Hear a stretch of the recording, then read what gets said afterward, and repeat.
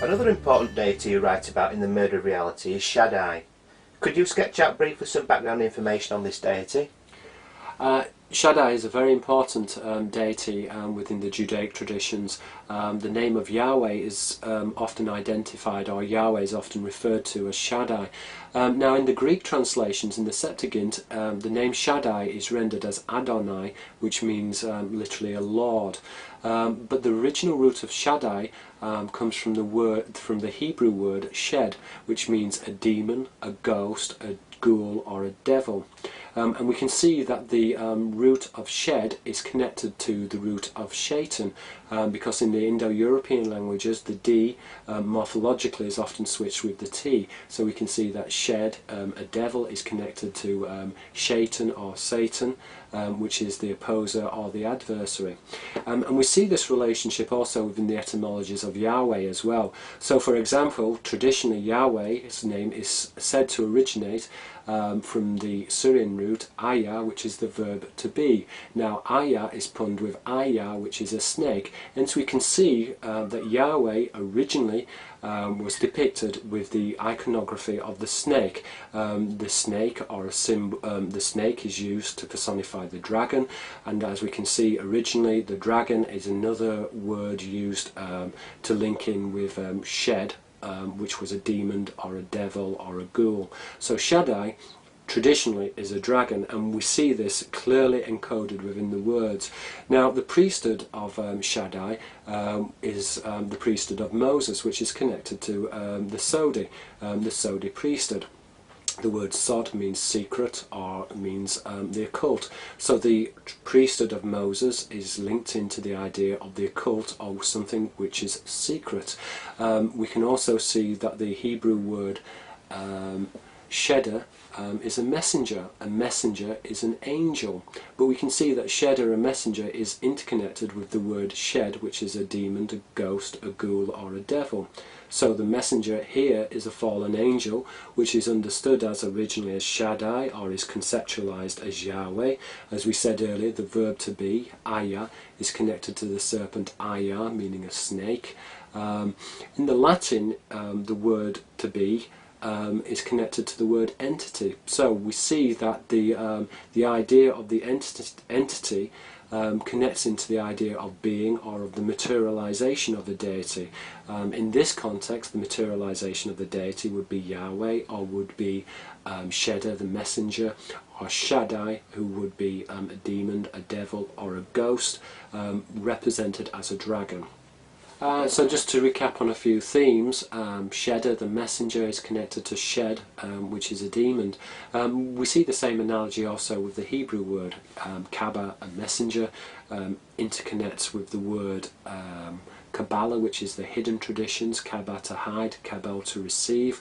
And as we mentioned before, the deities which were associated with this revealed tradition were the Kebi, which literally means a serpent being, or Keb, a serpent.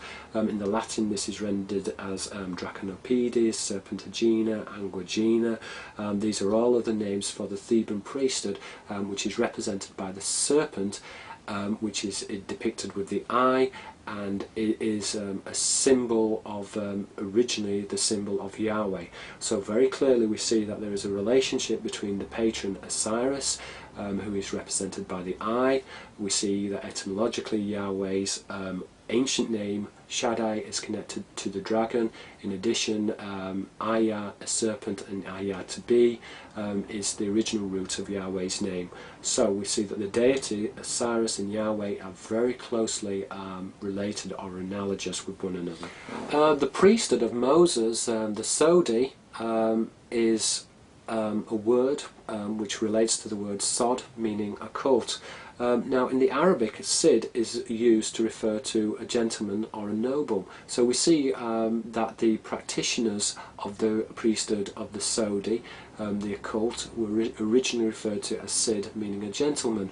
Now Sod is also connected to the word Sauda, meaning black. So we see that the Saudi priesthood, which can be represented as the Sodi or the Sod, which means secret or occult, interrelates to the Sodalists or the Sodalists in the Latin, which is the priesthood of Moses. Now the Sodi were worshippers of the Shed, which is a demon, or Shaddai, which is the Lord of the host. The connotation originally would be the Lord of the angels, but as we mentioned earlier, these angels take on a reptilian form, and this is also implied with the etymology of Yahweh's name and the etymology of Shaddai.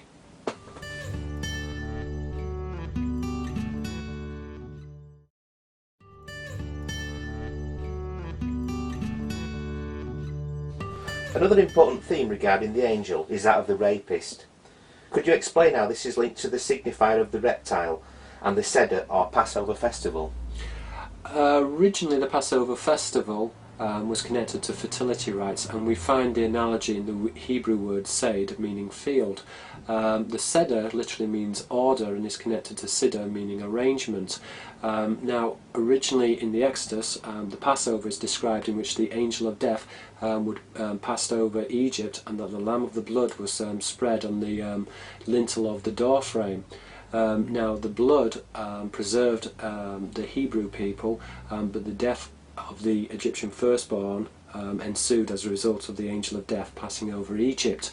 In this context, we see that the representation of the field is another depiction of the fertility god, or the fertility reaper, which is connected to the reptile. And we find this idea encoded within the name of Shaddai. Shed in the Egyptian language, in the hieroglyphs, refers to ritualized slaughter, and Shaddai is understood as the Lord of the host. So he was the Lord of the army in the original language, the Sabaoth, which refers to a crew member of a naval vessel. So he was the Lord of the angels.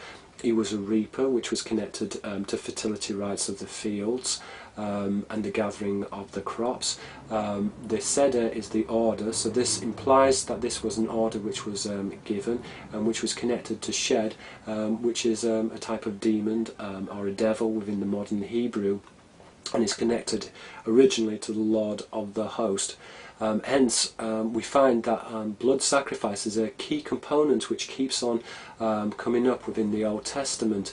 Abraham is asked to kill his firstborn son Isaac. We find that David kills his son Ammoni and is sacrificed. Solomon also practiced in human sacrifice. So this is an idea recurrent throughout, theologically, the death of the firstborn son. The death of the firstborn son here is linked into the covenant or the commandment. So just recapping, Seder, order, and Sed, a field, is found also within the Latin. Seder, an order, or Siddur in the Latin refers to a thing which kills, and we find this with the Sadomachy or sadism. The Oxford English Dictionary traces back the word sadism to the Marquis de Sade. But in actual fact, Sade was taking his etymology from Siddur, which is a thing that kills, and this goes back in the Judaic traditions to the angel of death, who was linked with the deity Shaddai, who was the Lord of the host, and was linked to the materialization of angelic forms, typically represented as the dragon. So the plague which was visited upon the Egyptian firstborn is really a reference in the Latin language to plaga, which is to hit, plaguesia, a fish, and plagarius, which is to rape or to kidnap or to plunder. As we've seen before, the idea of plundering is connected to the rapist and the reptile. In this context, the reptile is identified principally with the deities Baal, with the deity Osiris, with the deity Shaddai, which is a euphemism or another name for the deity Yahweh, depicted as a serpent, the motif used principally for the Theban priesthood.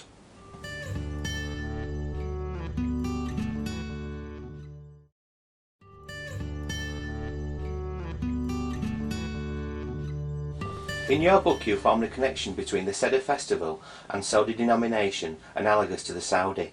Could you elucidate further? The word Saudi comes from the word Sauda, meaning black, and this is very much connected to the Seder, which is the festival, and Said, which are the fertility rites. Additionally, the Sodi priesthood, which is the priesthood of Moses, interconnects in the Latin to the Sodalists or the Sodalists, which is the priestly schools or the priestly schools of Moses. Further, the word Zadok, which is the son of Zaddik, this in the Greek is rendered as the Sadducees. So the priesthood of the Sadducees are covertly aligned to the Sodi denomination, which interconnect with the Saudi, meaning black. The ancient word for Egypt, according to Egyptologists, is Kemet, which means black.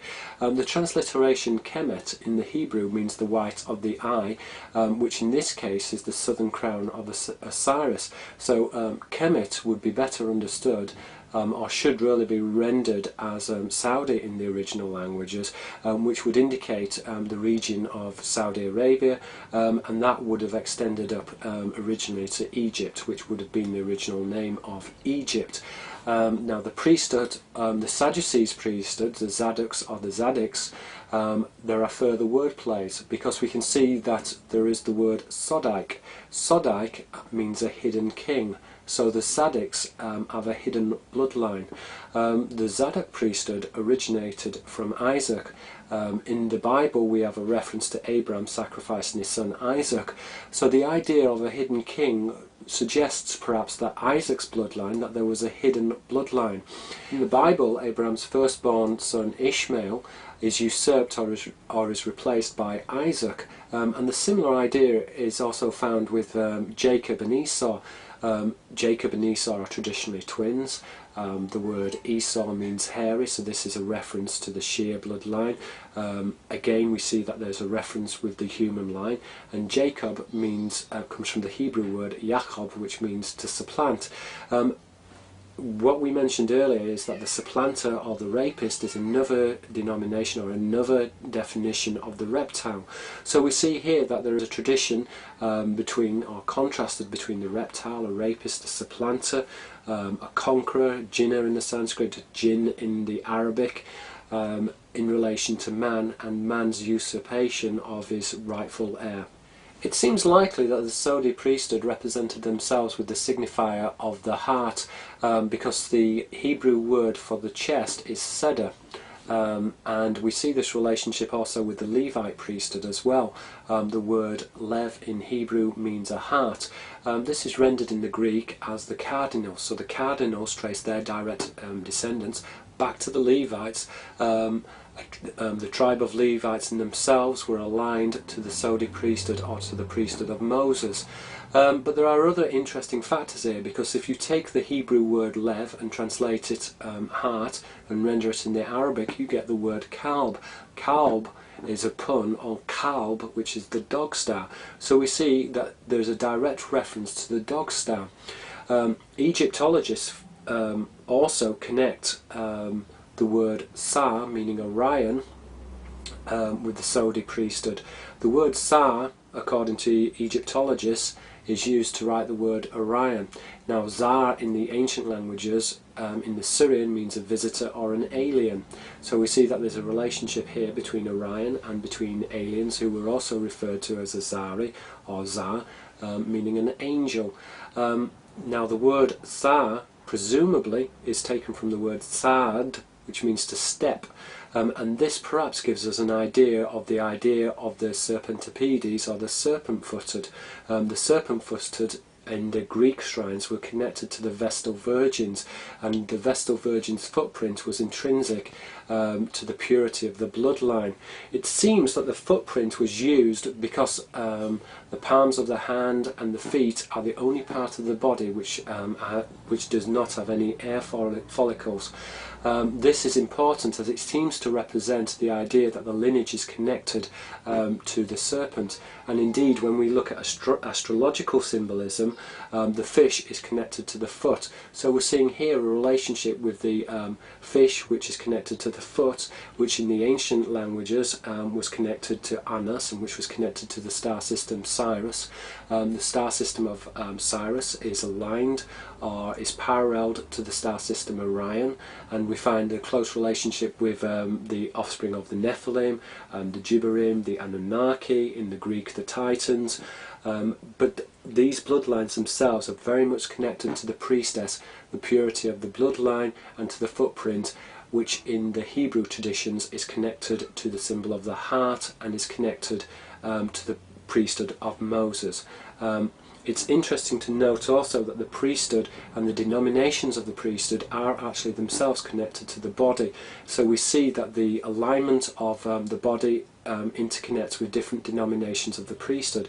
In the Bible, the church is described as the body parts of Christ. So we have a reference to the feet, which is the Vestal priesthood, or the Vestal virgins. We have references to the Ed, Caput, which is the temple of Jupiter, references to the heart, which would indicate Cyrus, in the Arabic Kalb and Kalb, which is a heart. So different body parts are anatomically, the different body structures are indicative of the different priesthoods, which all interconnect into the single priesthood, or into a single tradition. The split within the priesthood indicates the Shaitani and the Shaitani bloodline, and this is retold in the stories of Jacob and Esau. In the Roman traditions this would be Remus and Romulus, and primarily the traditions detail the split between man and between the serpent.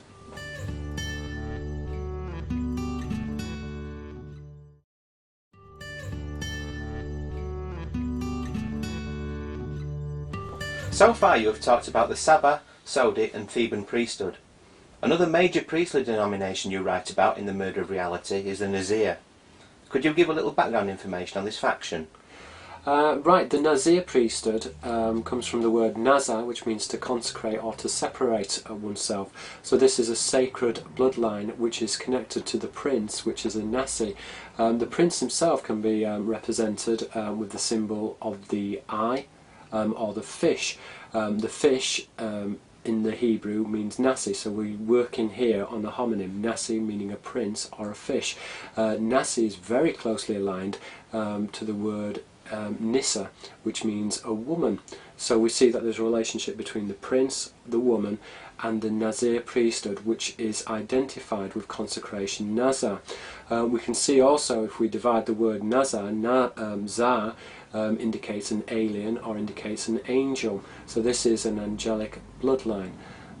It's further to be noted as well that Naza, to consecrate oneself, when it's rendered in the Arabic, means look, appearance or aspect. The look or the appearance or the aspect is a materialization of an angelic form, and this is clearly evinced from the Assyrian root Nesu, which means a shapeshifter. So we can see all these wordplays show a relationship between the eye, between the fish, between the dragon and between the prince. And this in turn is connected to the woman or the matriarch and the bloodline represented as a fish. The word Nazir also means having sight and is connected to the oracle priestess, the Nazira. Nazira means eye, but is also used in the Arabic to imply a woman superintendent, and this originally would have implied a female midwife. So she in herself was connected to the dragon. As we said earlier, the Nazar is a derivation from the word Naza, which means to consecrate. Nazar is a homonym. In addition, it means the word guardian, or can mean look or an aspect. So therefore the Nazar themselves are very much connected with the symbol of the eye. This in turn is connected with the symbol of the fish. So the word fish, Nasi, is a fish. This also is a homonym of a prince, hence a prince would wear a crown which was symbolised as the fish, or the southern crown of Egypt, which is the eye duct, which is a visual pun of the fish's head. In turn, we mentioned that the fish's head is both phallic and can represent both at the mouth and the female sexual organs. It's useful here to mention that the fish, Nasi, is punned in the Syrian language with Nisr and eagle. So we find the relationship between the eagle and the fish in esoteric and cultic symbolism is often combined. And if we look at the logo of NASA, which is a variation on Nazi, the German bloodline, we see that the fish and the eagle is a common symbol which keeps on cropping up.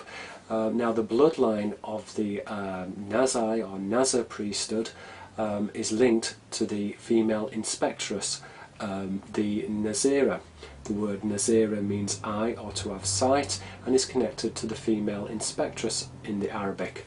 This in turn is translated in the Greek as kor, which literally means a pupil, but can also mean a virgin. So the Nazira is a woman who has sight, who is observant, and these are dual signifiers which link in both in terms of divination and having sight and understanding and knowledge, but is very much intrinsically aligned to the dragon or the serpent, which is represented by the eye insignia.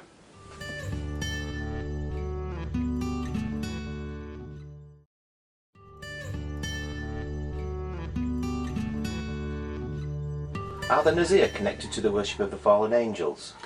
The word Nasi means prince, and it also has the additional meaning of a fish. And this connects to the Nazir Priesthood, which were the protectorate or the overseer of the angelic bloodline. We see a relationship also with the early Christians, because the early Christians were called the Nazoreans, and this is from the Greek word. But the Nazoreans themselves are a derivation from the Aramaic Nazrani, which means little fish. The fish in itself is a symbol of the dual bloodline of the menstrual eel, signified as the menstrual fish. The menstrual fish is the human angelic bloodline, which is conceived as the prince, the Nasi. The Nazrani in the modern Arabic refers to a Christian, and we also know from the scriptures as well, Jesus was termed as Jesus of Nazareth. Nazareth was the hometown of Jesus. This is cryptic because what this was really implying was that Jesus was from the Nazir Priesthood, and that his bloodline was from a prince, the Naza. And this is a very important theme which is picked up and which is continued within the Christian mystery schools, which usually use the insignia of the fish to depict the Nazir priesthood.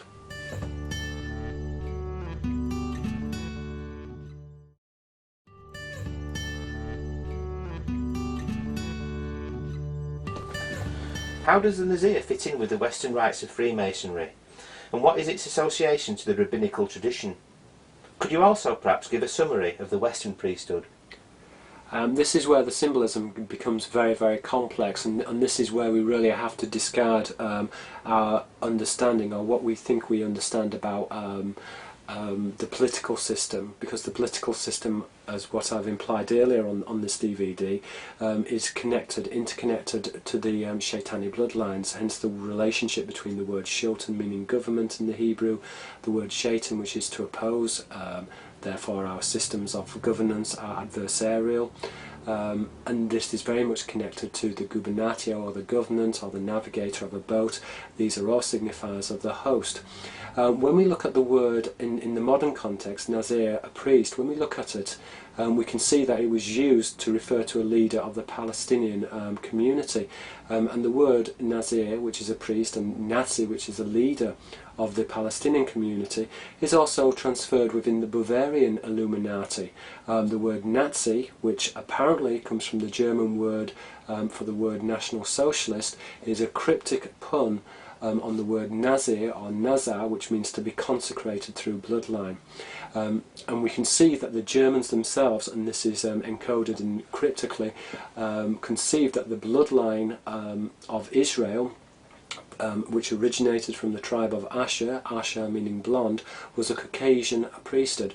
And we see with the purification of the Jewish line that the genocide of the Jewish people was very much connected symbolically to a sacrifice, in the Greek Holocaust, or Holocauston, a burnt offering. So the Holocaust itself was signified as a sacrifice, and it was about purifying racial groups which interconnected within the German and Bavarian priesthood, which was very secretive and connected into the symbols. So the Nazis, for example, use the symbol of the eagle, which is a pun on the Syrian word Niza, which means an eagle. The eagle itself is descended from Nizo, which is to descend.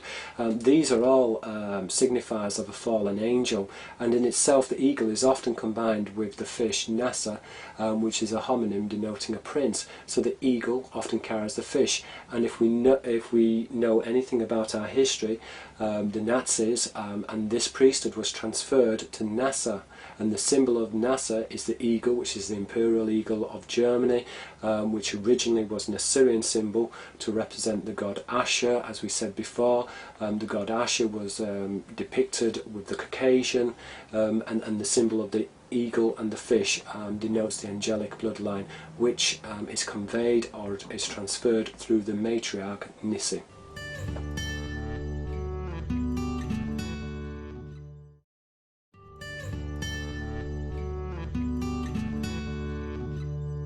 Are there other word plays associated with the Nazi German priesthood? Okay, for this, to answer this, we're going to venture into the English and the German. The slang word for a German soldier was Jerry, and this in itself was a variant on the word Gerard, which means a spear. The spear of destiny inaugurated the 1,000-year Reich. So we see Jerry is used, but cleverly Jerry or Gerard is also used within the American Marines also. So for example, the word Jarhead, which refers to an American Marine. Remember, the Marine is can be symbolized as a fish. It's a homonym. It refers to the sea. The word Jarhead is a pun on the word Gerard. So we see that there is an analogy between Jarhead and Gerard, which refers to Jerry or a German. In addition, in the Hebrew language, Jered means fair and is connected to the fallen bloodline Yarod or Jarod, which means to fall. This fallen bloodline is represented by the eagle, which we said is Nissa, and Nasa, a fish. Again, these are all symbols of the reptile. The bird and the fish are signifiers of the dragon or the reptile, and this is interconnected with the bloodline of the prince, which is the Nasa, and the female priesthood, which I implied was referred to as the Nizila, which is an inspectress or is a midwife. The idea of Jarhead interconnects also within the Arabic language as well. Jarhead is a purposeful pun on the word jihad, which is to struggle, which implies a holy war. So we see here the relationship between jihad, which is a war, Jarhead, which is an American Marine, and Jerry or Gerard, which is a German. And this is interconnected with the tribe of Asher. Ashar meaning blonde, or Ashkar, can be pronounced either way depending on the Arabic or Egyptian Arabic. So these are all signifiers which are identified with Nissa, which is an eagle, and the serpent.